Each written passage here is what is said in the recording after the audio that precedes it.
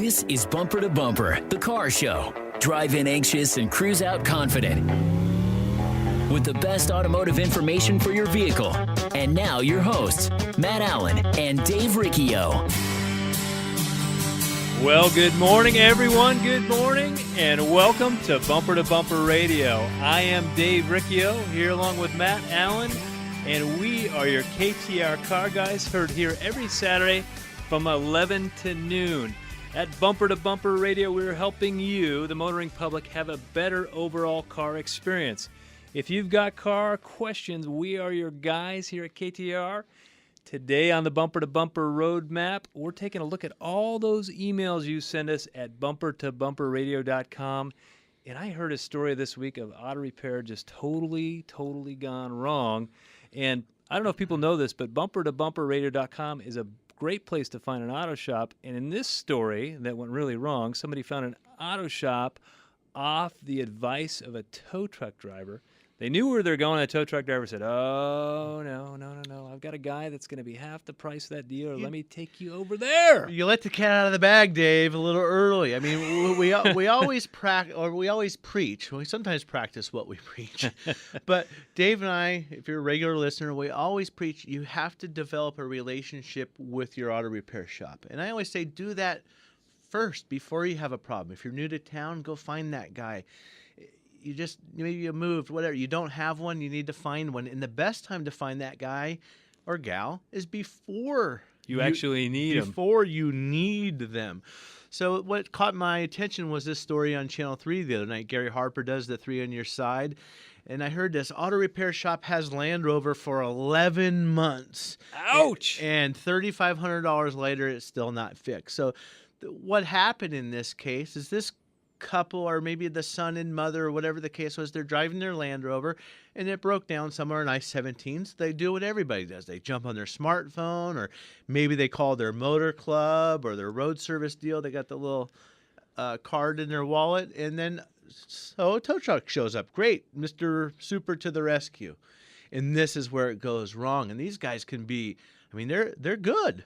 They're tow truck drivers. They're good. They're salesmen.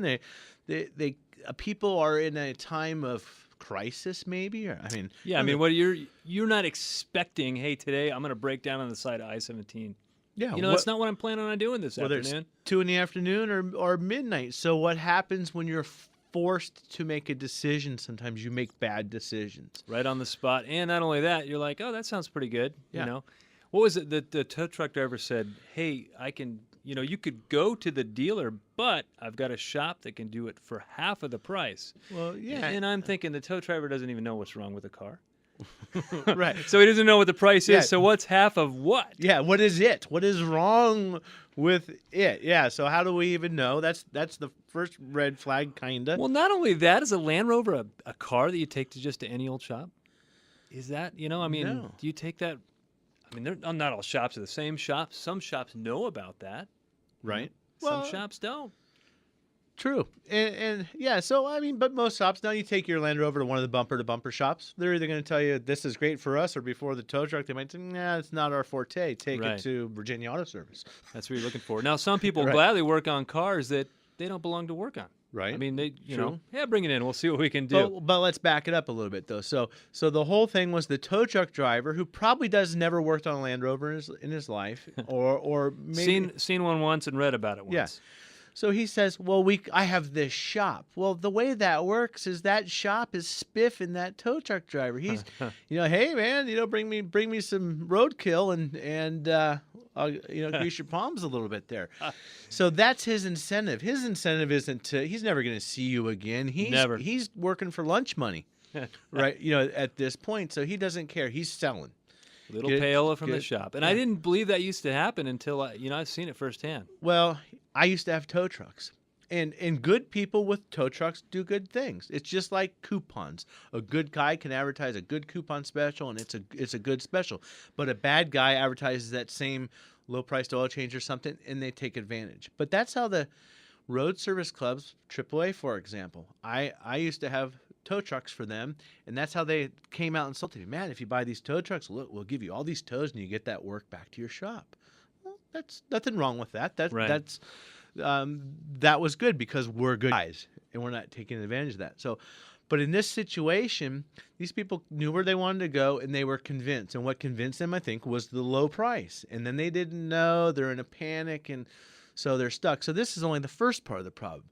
Second part of the problem, we said the car's been there 11 months and $3,500 later. Okay. Now, Dave, I don't know about you, but I don't take down payments on car repairs typically. We have a Land Rover that gets towed in. I believe, based on the way the story went, it was a $2,500. You need to give me $2,500. Well, at my shop, I'm not taking your money until your car is fixed. So that was a little red flag to me. You know, and there are exceptions where I will. Yes. Now, but I'm in the transmission business, Tri-City Transmission. Sometimes we'll do a repair on a car that is $3,500. And we know if we had to fire sale that car because someone couldn't pay the bill, you know, we're maybe at $1,500 or $2,000 for it. I mean, yeah, it's got a great transmission in it, but and we may not even agreed with the people wanting to fix it. So in that case, we might get some money down, but we might say, hey, it's a $3,500 repair. We're going to half down to get started, you know, and then we'll need the rest at the end. But 99 times out of 100, we never ask for the money up front. Right. And I don't either. Now, you could have, and we have them, there's crazy customers. There's people that are unreasonable to deal with, and I don't think these people are that situation. But if I'm talking to somebody about what their car needs, and then they start saying, oh, gosh, I don't have any money, I'm going to have to borrow my friend's credit card. Mm-hmm. You hear some stories, or maybe you're telling them what the car needs, and they're not believing you, so then they're questioning. And that might be a situation where, gosh, for us, it's a red flag. It's a red flag, so we might take some money up front. But my point in this is the overwhelming majority of the time, if you're at an auto repair shop, I don't know of anybody making people pay. Yeah, if it was a big advance. Restoration project of an older vehicle where there's materials and it's going to be a long-term thing, Right. kind of like construction, the guy doesn't finish the whole building before he gets paid. There's payments along the way. So there's some of that Like a happens. But retainer. in auto repair, for most cases, most repairs, it's not needed. You know? Yeah, and then when we're having a conversation with a customer, we have determined what's wrong with the car. We know the price and we know a completion date, 99% of the time. Kind of get the feeling that didn't really happen here. And then they went back to the well for another $1,000. Car still isn't fixed. I mean, I really feel for these people. Now apparently the car's getting worked on, but the gentleman didn't want to talk to the cameras. He just ignored them. People went back with the police, which is also an interesting topic that some of us have had to deal with it from time to time. Well, he happened to be closed that day. So this whole thing all went bad. The car's still there, still not fixed. They're still out $3,500. And 11 months without their vehicle. And I bet they're making payments on it too. And all this happened because they were vulnerable and they made a bad decision and they weren't prepared. Well, here's the thing. We all love to chase the shiny object. You know, I'm a fish, I'm swimming in a pond, and gosh, here comes this fish-looking thing that just goes right by me, and it's shiny, you know? I go jump on it, and I grab it, and you know what? I bite down, and it's got a hook in it, you know? And so I think low price can sometimes be like that. We're like, oh, man, my car broke down.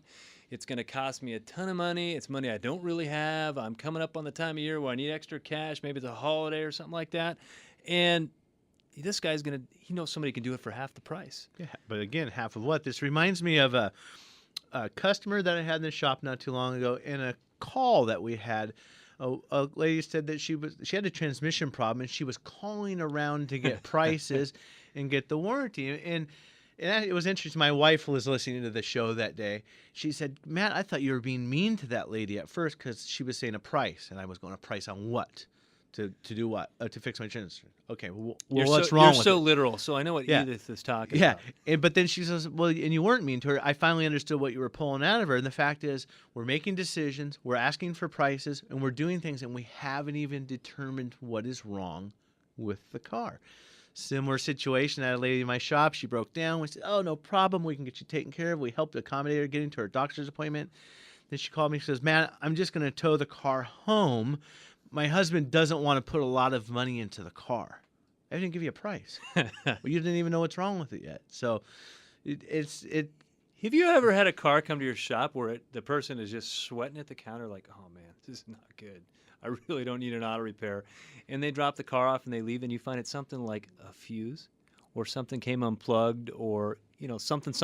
It wasn't a big deal, but people automatically go for, just give me the worst case because then I can get on with life. Well, yeah. I mean, sometimes it is the worst case, but we're hesitating. We're making decisions before we even have any information. But back to the towing thing, and doing what the tow truck driver said. Be armed with your information. Know your shop. Have one near your house. Have one near your work. Get that relationship started, because blind dating for auto repair, not a good idea. If you don't even know where to start, one of the best places you can start is bumpertobumperradio.com. There's a list of 25 independent auto repair shops that Matt and I personally know and feel comfortable sending you there. Nothing like this catastrophe is going to happen. Nothing like that's going to happen. And not only that, you're going to have somebody there that embarrasses when something doesn't go right. They're like, they want to get, how can I accommodate you? Can I get you a rental car? What can I do to make your life easier? I'm sorry this didn't go the way we planned it. So, you can go there, or, start out with an oil change, something simple. Mm-hmm. You don't have to, you don't have to go down there and buy everything. You just met, we just met. Let's try date number 2 or just date kiss number 3. a little bit first, maybe, not literally, but yeah. And there's things that are filters. There's the Better Business Bureau. That doesn't mean they're good. It just means maybe they're not really bad. There's Google. There's your friends at work. There's all kinds of resources. Well, the thing about the Better Business Bureau, you're not going to be scrolling on your iPhone to go through the Better Business Bureau. So when we come back, we're going to be going through all those emails that you have sent us. You're listening to Matt and Dave, your KTAR car guys, on the Bumper to Bumper Radio Show.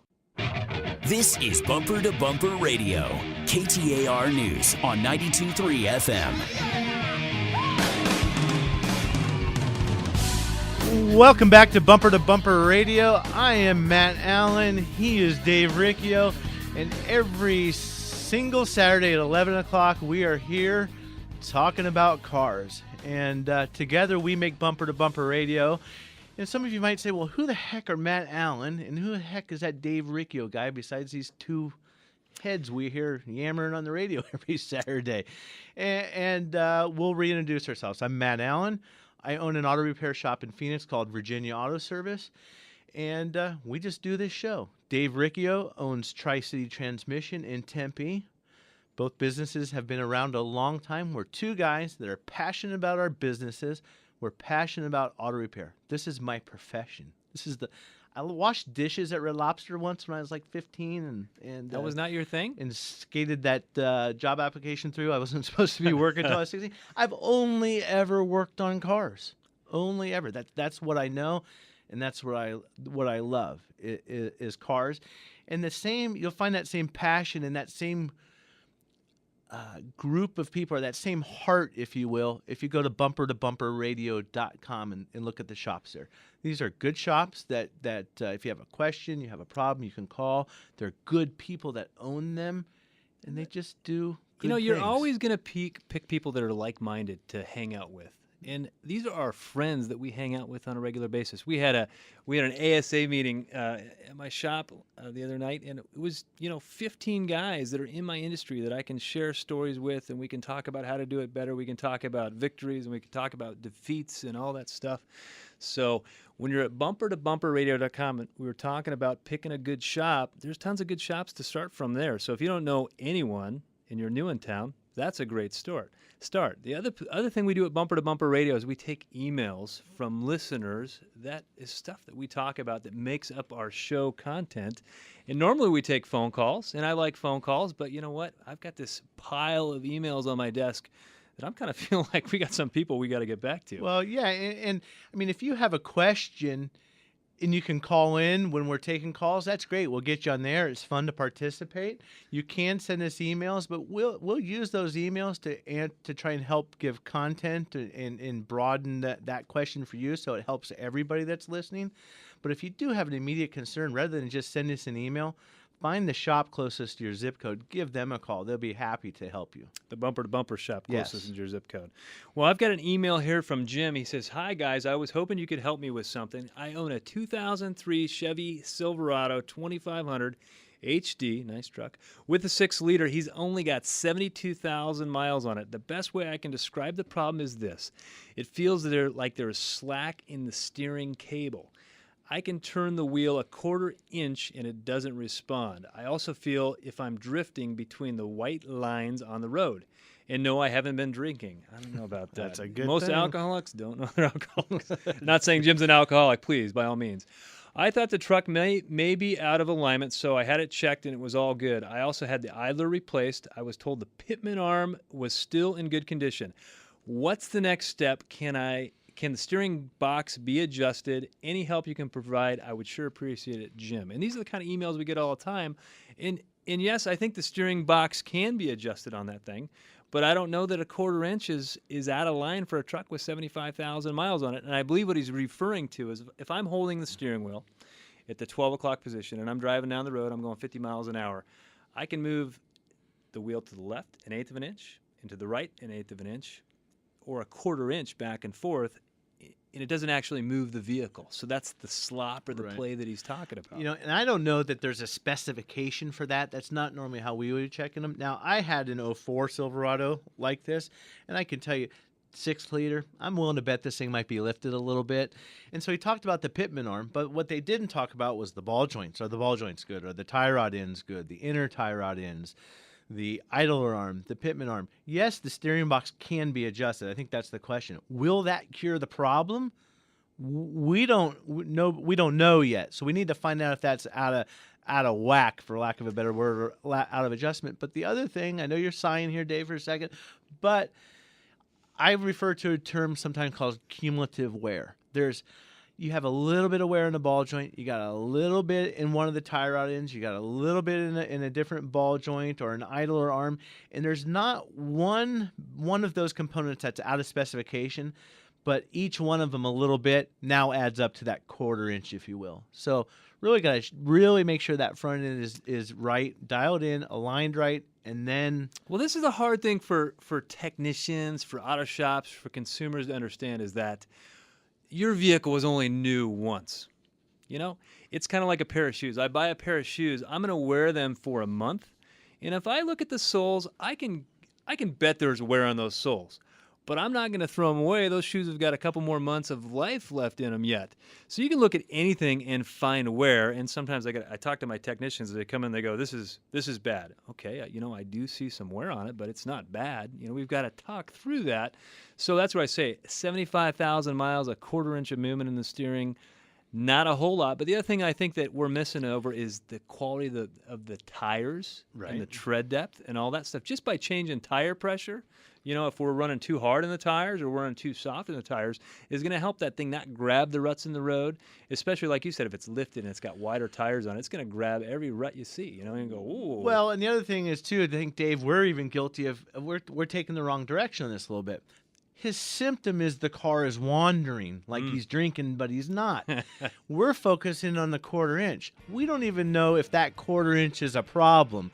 So see how sometimes what you tell the shop at the counter when we're having this discussion, it can influence how we might look at the car.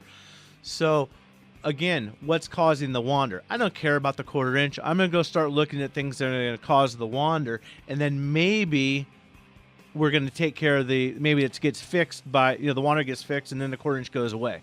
Well, you can spend a whole lot of money fixing that 1/4 inch, but it's something that, you can keep your eye on it. And, tires really affect the way the car, you ever buy a new, like you say, it's like a mattress. You don't know it's bad, until you've been on it for 10 years, you get a new one. You're like, wow, that's pretty nice. I think tires are kind of the same way. So when we come back, we're helping you with your car. You're listening to Matt and Dave, your KTR Car Guys on Bumper to Bumper Radio.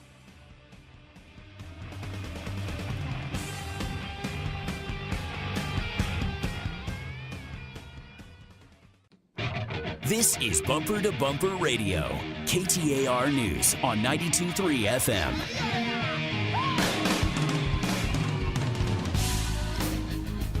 Well, welcome back to Bumper Radio. I am Dave Riccio, here along with Matt Allen, and together we are your KTAR Car Guys, heard here every Saturday from 11 to noon. We are helping you, the motoring public, have a better overall car experience. And you know what? We're known for taking phone calls, live phone calls, but today we are catching up on all the great emails that we get at bumpertobumperradio.com. People looking for a shop, people that have comments for on-air things or things they would like to know more about. And the next email that I'm going to look at is from Steve. He has a 2005 Kia Amanti with 96,000 miles on it. I've always done my own maintenance, i.e. oil changes, tires, batteries. I know I need a tune-up and timing belt. Do I need to take this thing to the dealer, or can a competent shop do the job cheaper? I like this part. He says, I really love your show, guys. So, yes, we're good, aren't we? He's good in my book. Well, you know what I just heard, Dave? I had my eyes closed, and I hear this question: is there a competent shop that can do it cheaper? Is that little silver fish flying through the water again? And wow, we got a hook in our mouth all of a sudden. So I think if you find a very competent shop, there is no reason that shop should be any less money than the dealership. You know, this is kind of funny. I wasn't planning on saying this, but you know, I got people that say, "Yeah, Dave, that's a lot of money," and I agree. It is a lot of money to get your car fixed, and I hate as much as anything to tell somebody they got to spend a lot of money. I don't like to be the bearer of bad news, but they say, "Can you do it any cheaper?" And I go, "Well, you know, I got a less qualified guy. I could probably charge less." Oh, wait, less qualified? No, we don't want less qualified. We want competent work. So the cheaper thing, and I get his point. I don't want to, and I think people assume, you know, the dealer is going to be the most expensive. And you know what? I would say traditionally they are, because it's a little more expensive to get your car worked on at the dealer. They work on new cars. They don't work on cars that are 10 years old so much. You don't see that very often. But, you know, can I go somewhere else, get it competently repaired? And yes, and this is the way I responded to the email was, you know, Steve, there's a lot of great technicians at the dealer as well as really bad technicians at the dealer. There's a lot of great independent auto shops that have great technicians, but also some that have bad technicians also. You're going to find good and bad anywhere you go. Yeah. The one thing I like about independence in the shops at Bumper to Bumper Radio is that, you know, I own the shop. I got 5 technicians that I got to keep track of. That's it. You know, my friend, he manages a service department at a dealer, and he's got 20 technicians. And we do some work. I sell them transmissions, and they install them. And sometimes it doesn't go well the way they install the transmission. And I say, you know, hey, what do you think about this? He goes, Dave, I got 20 technicians. I got 3 that I know are really good. The other 17 I've never met. Well, and even forget about the technicians. At the dealership, good luck talking to the owner. Good luck getting to the service manager or the service director. Good luck finding your service advisor. Usually you go see the cashier, and she doesn't know anything about your car. She's just reading the deal. So, you know, the answer to the question is yes, find a competent shop. There's no reason it should be any less. My shop, we have a better warranty than the dealer. 2 years, 24,000 miles. The dealer doesn't do that. Why should it be less money?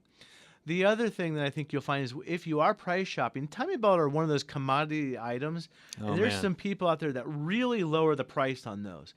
And, you know, they get you to loosen your belt a little bit on the timing belt because they're so low because you called Joe Blow in the corner and gosh, they were $300 less. And how could that be? A timing belt is a perfect example of what I call the 2-step selling process, which is something that I hate. You know, they give you the timing belt a la carte. You know, now that your car's taken apart, this guy's got a Hyundai. Well, there's a water pump back there. You know what? Now that the timing cover's off and the mounts are taken loose and we got it right there, you know, sir, we should probably look at replacing that water pump. Yeah, and we got you by the short hairs, and now you're, you know, and now you got to make a decision. So that's a V6 car, and I'm going to tell you, when you do that, you're going to do the timing belt, the water pump, the tensioner. There's probably 2 serpentine drive belts. We're going to flush the cooling system. We want to put a new radiator cap on it. It's a $1,200 job, probably. I mean, that's... But to his question, can I get it done elsewhere cheaper? Yes, you can definitely get it done elsewhere, and you got to weigh out the value, but I think the thing in here is get to a shop that you trust. He does most of the work himself, so he doesn't really have a relationship with anybody. So if you're that guy and you're flying blind, a safe place to land is at bumpertobumperradio.com. All those shops are all friends of ours. You know, if there's a problem, I'm going to call them up and say, hey, I got Jimmy here from the radio. He listens to the show. He wanted to go to a good bumper-to-bumper shop, and there's a problem. Oh, yeah, Dave, I didn't know there was a problem. I will get it taken care of right now. That was pretty catchy. Flying blind, you can land right here, bumper to bumper radio. That's like a tagline. I hear that come up in a promo or something. I don't think I could come up with something like that again. You know, I come up with those and I forget them. It's like a one-time deal for me. I use them. What did I just say? So what's the next one? What have we got? Well, this guy's name is Dave. I like him already. He has a 2008 Nissan Frontier crew cab, two-wheel drive with a 4-liter engine. I recently put new tires and new low tire pressure sensors on my truck. The low tire indicator on my dash constantly keeps coming on. I've taken it back to the tire shop. They check everything. Can't find anything wrong. Reset the dash indicator light, and it's back on before I get home. Can't find anything wrong. Last time they said I could be something in the computer and suggested taking it to the dealership. Could they be right or just passing the buck? I have emissions coming up soon. Will I pass emissions with that sensor light on? I don't know about you, Matt, but I'm thinking they're passing the buck. Well, yeah, whenever they say take it to the dealer, what really that is code word for I don't know what to do and I've run out of options, so I'm going to send it to the dealer. I have a lot of people say to me, should I take it to the dealer? Why? Any one of my guys could walk into any dealership in town Get and have a job tomorrow. tomorrow. Absolutely. So, yeah, they either haven't checked everything or they don't know what they're doing. Because if they have checked everything and they can't figure it out, they either, again, haven't checked everything or they don't know what they're doing. Well, in TPMS, tire pressure monitoring systems, that's what that little light is. It's part of legislation that came out of all the Ford Explorers rolling over and the Firestone tires back in 2000-ish. And so we don't want cars, people driving around with flat tires and the tire blowing out. So that's where all that came from. And it took some years for our industry to get caught up. Well, but the thing is, he says, I had them replaced. I got new tires and new tire sensors. So I'm going to back this up a little bit and look at my investigative hat, if you will. Why did you put new tire pressure sensors on there? Did they tell you needed them because it wasn't working? So I don't know if they owe you something. Why did they put them on in the first place? Did you ask for them? You own them. Did they tell you that was going to fix the problem? Maybe they own them. But now they have to be programmed to the car. They have to be paired up and matched, and they have to be the right frequency. It's like syncing your iPhone to your car stereo. I mean, it's the same kind of, there's some hiccups in there. You got to make sure you program your phone into the stereo. There's some things that got to happen. Well, they have to be compatible. I mean, you can't program your iPhone to a car that doesn't have Bluetooth. Yeah, so if they put, it could be a problem, big problem. So if they put the sensor on that's a different frequency than the car's antenna is designed, well, let's just interject a piece of knowledge right here. Tire pressure monitoring system sensors, they've got batteries in them, and they're not the kind of batteries that you change, like give me another AA, I'm going to put it in there. They're the kind of battery you just replace a sensor. And we know those things last anywhere from 4 to 7 years, somewhere in there.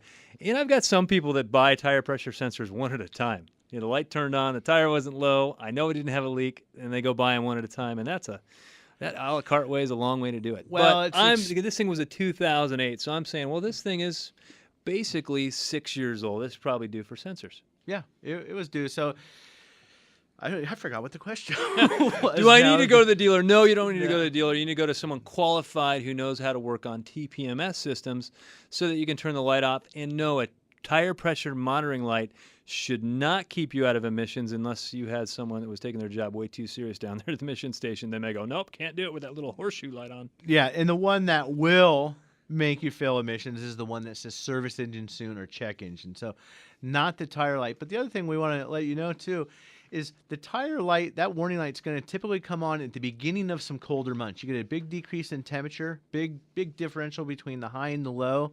In the cooler months, that's going to kick that tire light on. I don't know, I'm not going to try and recite percentages or numbers, but I'm going to say if you're down 2 or 3 pounds of the specified pressure, and even if you're over 2 or 3 pounds on the specified pressure, it could turn on a warning light. An overinflated tire could be, in some cases, as dangerous. I didn't know that. Is that true? Yeah, I think so. It was on the internet. Oh, it must be true. Right? No. Well, I got to sneak in this one here. It looks like this gentleman, Rich, has a 2006 Charger SRT8, which has a 6.1 liter. It's a little bigger than the engine in my Honda Element, and 425 horsepower. He is interested in increasing the horsepower. I've heard 425 horsepower is only the factory setting in the motor, and it can be a lot more. You get a lot more juice out of it. What can I do to get more juice out of this engine and still make it, reliable? He doesn't want to mess anything up, but how do I? Oh, did he? Okay, I call it tweak and peak it. He wants to tweak and peak it, and you know what? I tell you what, the first thing I would do if I was him is that I think these things, they sound like wimpy lawnmowers when you leave the showroom. And I want it to be a little throatier, sound good, because it's all about how it sounds, I think. Rum, rum, rum. If it sounds good, it's got to be... the bass. It sounds good, it's got to be fast. So that's the first thing that I think everyone goes to when they want to make something a little bit, they want to tweak it and peak it. You got to free it up. You got to let it breathe. So we're going to do some exhaust, maybe a K&N type air filter. Be careful, though, because you can mess up some other things if you get a little too overzealous with the oil and stuff. Little light programming, but you got to remember, the more you start wringing horsepower out of it, the less reliable it becomes. And there's got to be that balance. So if that's your daily driver, you just got to be careful. And then on top of that, 4.25 horsepower already. I'm a coal burning, fossil fuel burning, love the smell of race. Well, for you, you're compensating, so I understand why you would do it. But this guy, this isn't even his daily driver. It's an 06. He's only got 35,000 miles on it. It's a slippery slope when you start spending money on that stuff. I understand, but my point wasn't that. There's not very many places where we can use 4.25. And if he wants to start wringing it out, maybe, get it up to 450. You better have some reserves for your driver's license fund. You're going to get in trouble. Because there's not many places around Metro Phoenix where 450 horsepower is going to allow you to not end up in jail. Well, when we come back, we're going to be helping you, the motoring public, have a better overall car experience and know what to do when you're on the side of the road in a tow truck and they say, we can save you some money over here. You're listening to Matt and Dave, your KTR Car Guys on Bumper to Bumper Radio.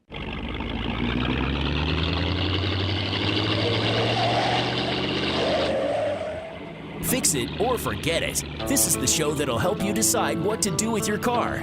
Bumper to Bumper Radio. KTAR News on 92.3 FM. All righty, I am Matt Allen. He's Dave Riccio, and we're back with Bumper to Bumper Radio, helping you solve your car problems. And I know one thing, if you don't have a car problem today, you'll have one eventually, right? Guaranteed. Unless you don't drive. Well, and there's not very many of those. And even if the one way to avoid problems is taking care of your maintenance and taking care of your car. So we want to help you with that. If you've got a question about your car, you don't have to be broken down. Maybe you've got a list of repairs that you need, or you're not quite sure if I'm supposed to replace the blinker fluid or what I'm supposed to do. Give us a call. Send us an email at bumpertobumperradio.com, and we can use those emails and some of that content to fill out the show. And we're always looking for topics, and we want to help you, and we can take those topics and expand them out to help everybody that listens. Well, the first email I have this segment is from Lillian R., and this one, to me, is the semantics of what you and I talk about, Matt, all the time, and someone who's outside of the automotive industry says, I don't really know what they're talking about. And this one I don't even think about. She has a 2003 Nissan Murano. Are engine mounts and motor mounts the same thing? My front lower motor mount was replaced in July of 2009. In October of 2011, the RS engine mount was replaced. I think that's the right side engine mount. In November of 2011, the right engine mount was replaced. Now I was told the front and rear engine mounts need to be changed. Something doesn't feel right. What is your opinion on this? So what I was getting to is the semantics of it. Motor mount, engine mount. If I say motor mount and engine mount, I mean exactly the same thing, but in reality, a motor is electric and an engine is gasoline, but, we just throw them all together. Oh, the motor's running rough. No, the engine's running rough, actually. The internal combustion engine. So motor mount and engine are pretty much the same thing. Now, you were buying motor mounts and you were buying engine mounts. I'm already screwing that up. You're buying engine mounts and you're buying them what I call a la carte. And I'm just not a big fan of buying engine mounts a la carte because it seems hold on, no, slow down there. It sounds like she's also going to more than one shop. Now, go ahead. That could be a problem. And the problem with that is you always feel like every time I turn around, I'm buying another motor mount. So it just makes this whole auto repair process seem more aggravating. And I would, it's kind of similar to buying tires. You can go buy one tire at a time. if you really wanted to. In the old days, people would at least buy 2 at a time. Well, now with all-wheel drive cars, some people are buying 4 at a time. When you're buying motor mounts, if you've got a car that's, say, got 80,000 miles on it, 100,000 miles on it, and one of the mounts is starting to go bad, well, there's 3 others that are pretty much the same age, and they're pretty much going bad too. So you can buy that one mount, but whatever was on the other side of that mount was another mount, and that other mount's been worked twice as hard because the first one's bad. Isn't there for like every action, there's an equal and opposite reaction? So when you're yanking on that front motor mount that finally tore, the opposite reaction is you're pushing hard down on the one that is opposite of it. So you're killing it too. And especially if you're a shop hopper. So you go here one week, you go to this other shop the next week, and this other shop, sometimes you're going to get duplicate repairs. So if I'm doing motor mounts, and I'll take a common vehicle, Honda Odyssey, there's 5 motor mounts on there. So it's an expensive thing. We can do one at a time. I say minimally, I usually like to get the front mount and the rear mount at the same time because those two are working together. Mm-hmm. And then the right side mount and the left side, most cars have 4 mounts. And then it depends on why you replace them. In my opinion, if it broke, well, maybe that's an anomaly and maybe those other ones aren't as bad. So maybe still the opposing. But if you've got that 95,000 mile car and what's the symptom we see for motor mounts, Dave, or engine mounts? The car just kind of rattles. I remember people would come in when I first started working on cars. Oh, I think I need a tune-up. Well, because the car runs rough. No, the motor, right? No, the engine. The engine. The engine runs perfectly. The engine mounts aren't dampening the vibration. They could be thought of kind of like a shock absorber, maybe. They're dampening the vibrations from the engines before you feel them in the passenger compartment. That loosens up the dash. It makes the car rattle. You can get a feeling sensation. You can, when you step on the gasket, felt like someone's smacking the floorboard with a hammer. So a lot of different things a lot of different symptoms can equal a motor mount or engine mount. Well, that's your answer. And then we're going to go with Bob. He's got a 2006 Grand Marquis, and this one's pretty common, so I think we can touch on this one pretty quick. He has difficulty getting his car from park to reverse or park to drive. He just doesn't want to come out of park. So he's got to sit there and fidget with it and fidget with it and fidget with it. He's replaced the brake switches, which is normally where people go first, but he's still having the same problem. And what that is, there is a park brake interlock safety solution. If your foot's not on the brake, then the car won't come out of park, so it doesn't go rolling away unintentionally because you stepped out of the car and your 5-year-old pushed on the thing and it took off and runaway car. So that came out roughly around the 2000 era. And what there's a solenoid in the shifter. That was when it was law. People did it before that. Well, Audi had those Audi 5000s taken off, the unintended acceleration. Chrysler had the whatever. Caravans. Yeah. They just ran away. So there's a solenoid in the shifter. Now, if you got a column shift, it's actually in the column, and a Grand Marquis might be in the column. I don't know. And then there's the floor shifter, so it's at the console. There's a solenoid there as well. So it uses the brake pedal switch, it uses the computer, and it uses a solenoid at the shifter. So we got the brake pedal taken care of. It may very well be the solenoid in the steering column or in the console, but a little bit of diagnostic work is going to be needed to prove that's what's happening. Yeah, I mean, we had one the other day on a Toyota. It was the shifter cable, and it was intermittent too. So you just never know. Intermittent problems are the joys of auto shop. It really isn't actually, but when you solve them, you're really proud of yourself. You're like, wow, we finally got that thing. Ooh, amazing. All right, that brings us up to our last email. This is from Roger. He's got a 1995 Jeep Wrangler. I responded to this one, by the way, Matt, so I want to hear what you got to say to see if I was really right. I think I was more right than you're going to be. I doubt it. 95 Jeep Wrangler, 2.5 liter with high NOx. He's referring to the emissions output. That's nitrates of oxygen or something like that. Yes, NOx. I failed chemistry. I can tell you that right now. So just about, he's right at about the limit or just above. There's no EGR system. I can't adjust the distributor or fuel mixture. I put a catalytic converter on it 2 years ago, 12,000 miles ago. The car runs good. I couldn't find any vacuum leaks, exhaust leaks. It also has new O2 sensor. The emissions are good until you step on the gas pedal to accelerate. Blah, blah, blah, blah, blah. The temp gauge on the dash never goes above 210. He's got everything covered. How come his car is still high on NOx? I got to go fast. NOx is a byproduct of combustion. It happens when the cylinder temperature is too high. We get high cylinder temperature from overheating the engine. We have high cylinder temperature from pre-detonation, which is the fuel mixture burning before the spark plug wants it to. The timing could be off. He mentions no EGR valve. Well, the EGR valve recirculates exhaust gases to cool the cylinder, but he doesn't have that. So in his case, I'm going to bet that we have a carbon problem in the engine, maybe some dirty fuel injectors. And it's not the fuel injectors that are necessarily dirty, it's the carbon in the engine. So I'm going to suggest maybe running some BG cleaner to it, maybe a Liqui Moly or Seafoam, and we want to get rid of that cleaner and make sure we're using a good gasoline too. And that doesn't mean go to premium. Stick with what you've got and fix the problem. You could mask it with premium, but that's not the way to go. I'm going to give you a B. Well, thanks for joining us. If you're looking for a friendly, honest, competent shop, you can find them at bumpertobumperradio.com. Remember never to text and drive from all the shops at Bumper to Bumper Radio. Have a great weekend.